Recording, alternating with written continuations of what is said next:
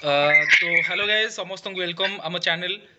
मो सहित आज जड़े भाई अच्छा समस्त क्वारी थी कि जड़े भाई को आणतु जी गोटे टेक माने प्रोफेशनल कौन कंपानी अच्छा विप्रो है टेक महिंद्रा है जहाँ भी भल कंपानी अच्छी तो स्पेशली मो पिला क्वारीज नहीं गोटे वीडियो आज भाविली कि बनई दि जाऊ जोटा कि पिला माने क्लीयर हो कि कौन कौन कंपानी ओरिएंटेड काम रोचे आमती कौन प्लेसमेंट रिगार्डिंग सब डिटेल्स आज डिस्कस करवा समस्त रिक्वेस्ट वीडियो को लास्ट जाए देखूँ तो फास्ट अफ ऑल वेलकम आम चैनल को सत्य भाई जे कि एबे मोर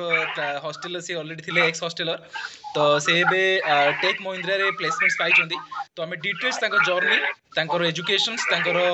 प्लेसमेंट्स पूरा कोर्स केमती कोन थिला डिटेल्स आज डिस्कस करबा तो फास्ट अफ ऑल वेलकम सत्य भाई आम चैनल को आउ एबे केमती अछंती को देन हमें आगु बढ़िबा भल अच्छे फर्स्ट ऑफ ऑल धन्यवाद तो मु भी चाहूली कि पिला माने टिके आगो भी जांतु ए क्षेत्र रे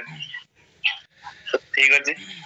ओके तो सत्य भाई आपणकर फास्ट ऑफ ऑल आपण डिटेल्स टिके कहबे आपण कोड बिलोंग्स करचंदी आ केमती कोन को जगह रु आछचंदी आपण डिटेल्स टिके कहबे तो फर्स्ट ऑफ मो नाम सत्यव्रत साहू भद्रक रु आसुची एंड दशम श्रेणी 10 क्लास दोलसाई Ramnarayan high school pass out होइतला 2016 ले तापरे plus 2 TD college TD science नहीं करली 2018 ले pass out okay then Bhadrak college रे पाद देली प्लस 3 स्टार्ट हला प्लस 3 रे आईटीएम नहीं करथले एडी प्लस 3 भद्रक कॉलेज रे अच्छा आपनकर बीएससी आईटीएम थिला हमर सेटा आईटीएम दिला ओके ओके प्लस 3 रे आईटीएम स्टार्ट हला भद्रक सेल्फ फाइनेंस कोर्स टा से 3 वर्ष सेटी तापर सेट सरला परे भाबितले बाहर कोठी भला एमसीए करबे कि एमएससी करबे और तापर देखले कि कॉलेज से तो टी अटैचमेंट अधिक आ जायतला तो सेतै हम भाबिली एठी पीजीटा कर दई तापर भद्रक ऑटोनॉमस कॉलेज रे एमएससी कंप्यूटर साइंस स्टार्ट हला एग्जैक्टली तो सेउडो ही एक्चुअली जर्नी टाइम सेउडो ही स्टार्ट हेतला राइट राइट राइट तो एबे आपण सत्य भाई कोठी अछंदी आ को जगह रे अछंदी पर्टिकुलर आ को कंपनी रे मु तो ऑलरेडी डिक्लेयर करछि टेक महिंद्रा एक्चुअली आपण में कोठी अछंदी डिटेल्स को अच्छा एबे मु एकना पुणे रे अछि एनजीओडी फेज 3 रे टेक महिंद्रा रे रिसेंटली जॉब पाइले आपणकर पोस्ट कोन अछि आपण को सेक्टर ऊपर काम करछंदी पाइछंदी बा जो प्लेसमेंट आईटी रो अछि एसोसिएट सॉफ्टवेयर इंजीनियर रे एसोसिएट सॉफ्टवेयर अच्छा अच्छा वेरी गुड जाओ भलो मो सत्य भाई को लास्ट टाइम देखितली मे भी हॉस्टल ले पुनी एबे बहुत दिन परे लास्ट में कथा आइतली भी प्लेसमेंट फाइला परे जाओ खुशी लागला सुनी कि एटलीस्ट हम सराउंडिंग रे कि भाई जने भलो टेक महिंद्रा कंपनी रे प्लेसमेंट पाइछंदी तो डेफिनेटली समस्त को रेफरेंस भी ट्राई करिवे ओके बाय द वे सत्य भाई आपनकर जा भी जर्नी थिला सैल्यूट मो तरफ कारण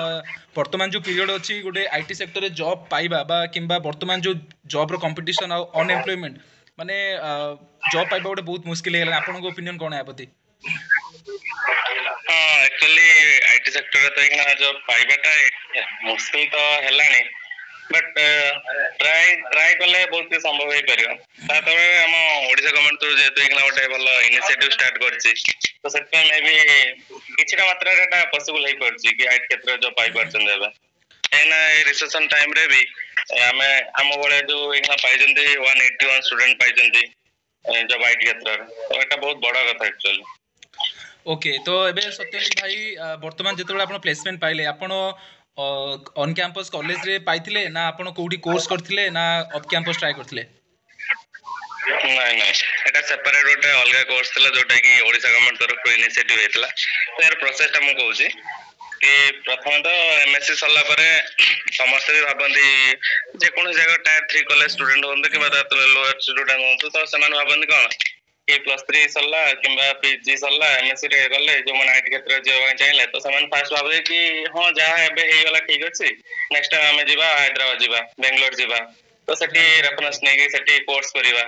मेन फोकस तांग एटा रे कि सेठु हमें गोटे सर्टिफिकेट पाइ साला पर हमें आईटी क्षेत्र जॉब पाइ परिवा एटा तांग गोटे माइंड रे तांग थाए सब बळ पय तो एक्चुअली समस्त भी सेटा जानली बट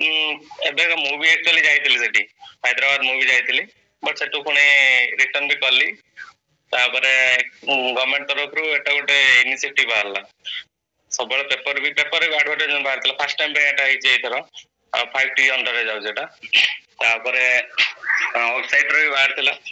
पेपर रे जते बाहरला तो मु भाबिले चले एटा कोन एमिति मु फास्ट इग्नोर करली 10-15 दिन पर देखिथिले अवश्य किंतु माइंड को नै नथिले हां एटा करबा कि नै कोन अब ठीक अछि तार घरे बापा सब पेपर पढ़ांदु तो से कहले कि कोन गोटे बाहर साइट रे मां को फोन लो से फोटो उठे मते पठेले कहले एटा देखो ऑलरेडी ता पूर्व देखि सारथिले बट मु एते केयर कर नथि हां ते करबा ता छाड़ा ठीक अछि देखा मु तो एठी अछि हैदराबाद रो अछि तापर सेटो से कहले कि फोर्स कला मते ना ना तू पके देता जदि हला तू परीक्षा दबु ना एग्जाम हला हबो कोन से नेक्स्ट होता बट तू अप्लाई कर दे तो मु कथा मानि तापर अप्लाई करथिले कला बारे किछि मास भीतर मेसेज आसला कि एग्जाम हबार अछि तो तापर डिटेल्स लिखा आइतले सब कि एथरे रहिबा खाइबा आ ट्रेनिंग जहाँ भी सब एजुकेशन सब टोटल ओडिसा गवर्नमेंट ही बुझियो मु कहले हां एते कथा कोन ओडिसा गवर्नमेंट बुझियो तथापि माने हल्का परदा गोटे नै जाइतिले बट तापरे हां तापरे पर जेतला अप्लाई करली आसला एग्जाम दवा ପାଇଁ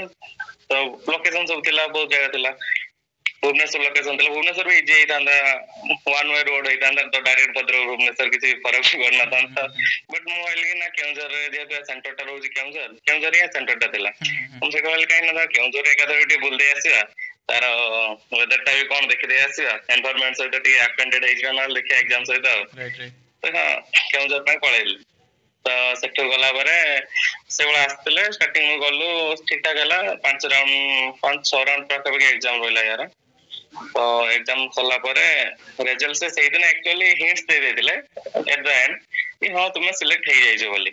बट ऑफिशियली डिक्लेयर हे नथिला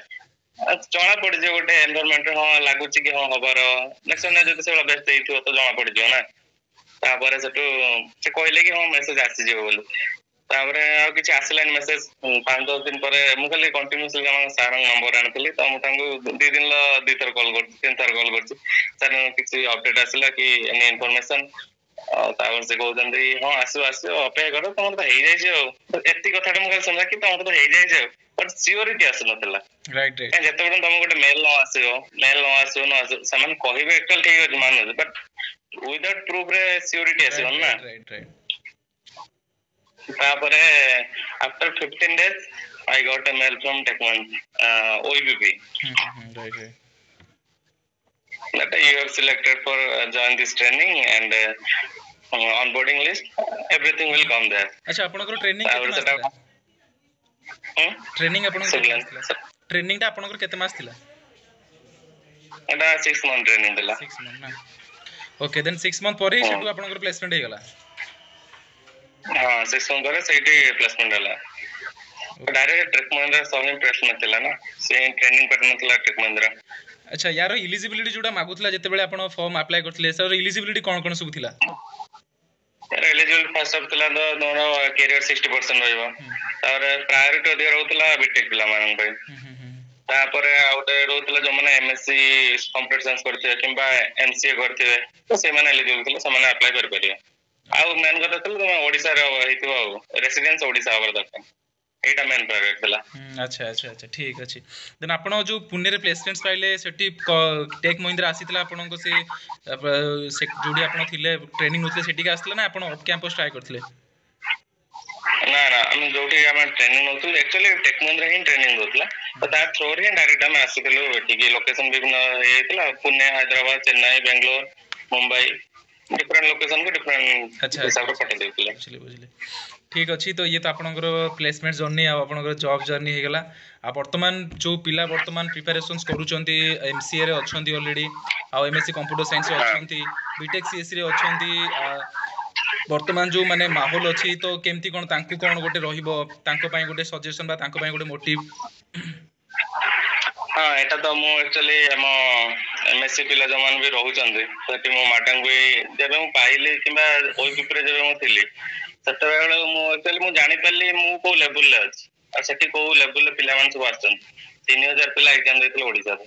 मात्र 180 200 जन पिला सिलेक्ट हेतिले 3000 पिला तो से जो लेवल ले सब पिला आसीतले ଆଉ ତାଙ୍କ ହିସାବରେ କମ୍ପିଟିଟ୍ କରିବାଟା ଆକ୍ଚୁଆଲି ବହୁତ ଡିଫିକଲ୍ଟ ଥିଲା ମୋ ପାଇଁ। Right right right. କାହିଁକି ନା ମୁଁ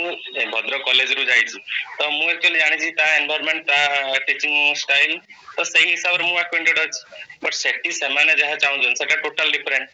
ସେମାନେ ଆକ୍ଚୁଆଲି କମ୍ପାନୀ ଓରିଏଣ୍ଟେଡ୍ ଚାହୁଁଛନ୍ତି, ଏଟା ଟୋଟାଲ ଏକ୍ସାମ ଓରିଏଣ୍ଟେଡ୍ ହେଇଯିବ। ତମେ ଚାହିଁଲ ତମ ଭଲ ମାର୍କ ରହୁଛି କ୍ୟାରିୟର ଠିକ ଠାକ ରହୁଛି ତ ଏଟା ସେଇ ବେସିସ ରେ ପଳେଇବ। ବଟ୍ ଏକ୍ସାମ ଓରିଏଣ୍ଟେଡ୍ ଆଉ company oriented total different. Right ତ ରାଇଟ୍ ମୁଁ ସେବେଠୁ ହିଁ କଲେଜରେ ବି ମୁଁ ଆମ ଏଚଓଡି ମାନଙ୍କୁ କହିଥିଲି ବି, ତ ସେମାନେ ପିଲାଙ୍କୁ କହିଥିଲେ। ତାର ମୁଁ ବି ଏଟା ବି କହିବାକୁ ଚାହୁଁଛି କି ଯାହା ବି ସେ ଶିଖୁଛନ୍ତି ନା ଷ୍ଟାର୍ଟିଂ ରୁ ଗୋଟେ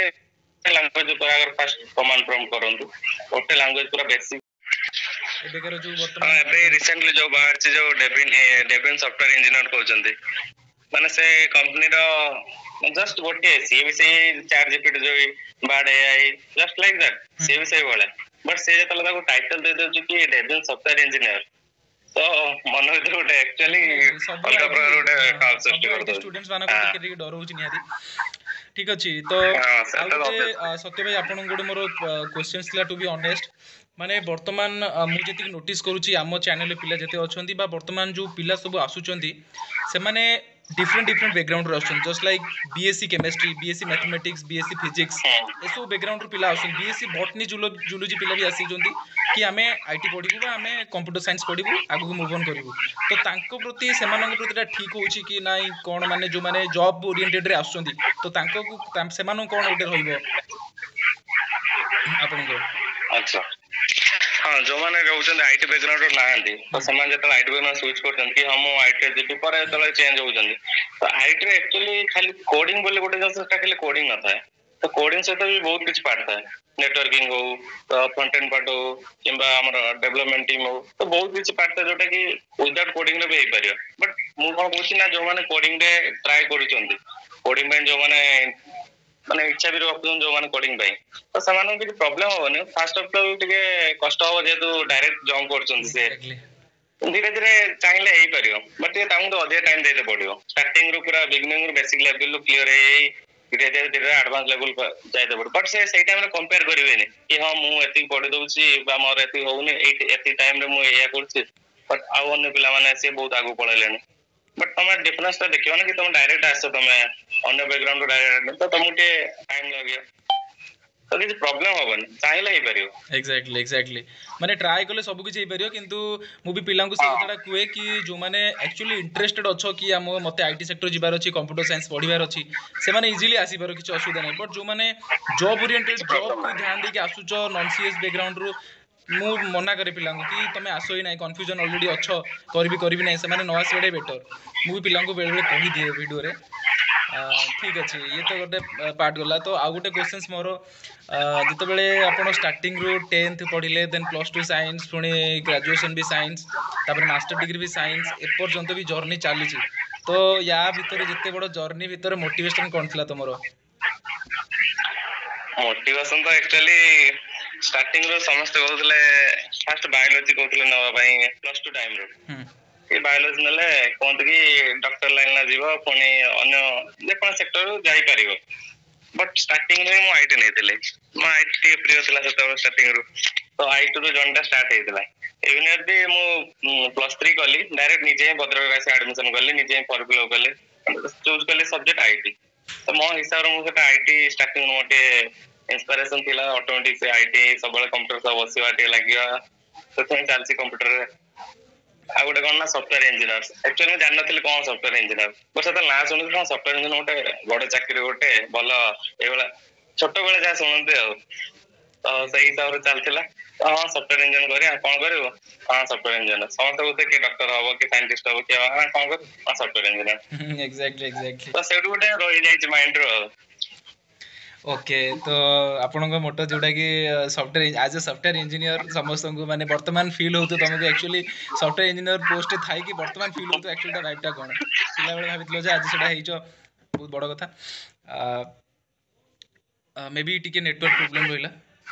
हाँ ଏବେ ठीक है तो या परे मोर माने सीधा क्वेश्चन वर्तमान जो जगह अच्छ पुणे रे सेठिकार माहौल केमिति अछि माने तमे सस्टेन करूछो केमिति लागुची आउ फास्ट कंपनी फास्ट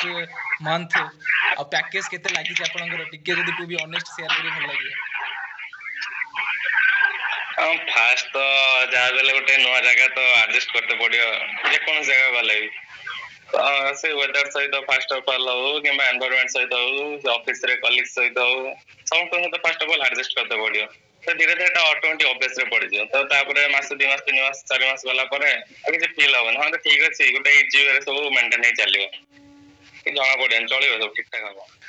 ठीक अछि तो आपनकर जो कोर्स थिला आपनकर को लैंग्वेज रे आपन कोर्स करथिले माने जोटा कोर्स आपन प्रोवाइड करा जावा रे करते जावा रे ना ठीक अछि तो सब पिलांकर बर्तन माने गोटी ऊपर फोकस कि भाईंकर प्लेसमेंट्स लागिला केते पैकेज लागिला टेक महिंद्रा केते भाईंको पैकेज देले जदी एटा टू माने एटा आपन ऊपर डिपेंड करे जदी आपन कंफर्टेबल अछन शेयर कर परिबे नले किछि हिंट्स भी दे परिबे हिंट्स होछि तो गूगल ला भी शेयर कर पारे कि फ्रेशर्स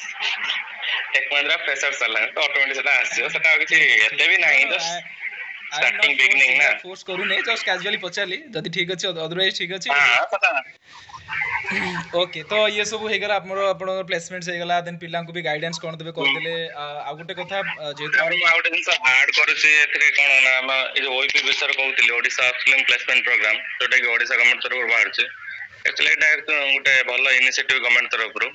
तो जदी चाहिबे पिला एबे भी ता रजिस्ट्रेशन चाली छी तो जस्ट खाली गूगल रे सर्च कर दे ओईपी देन पळे आछो सब ता डिटेल्स पळे आछरो और हम सती जहाँ जहाँ डिटेल्स सब अछि रजिस्ट्रेशन करबा पई रजिस्ट्रेशन पई सब अछि ट्राई करो जमन चाहू जंती तो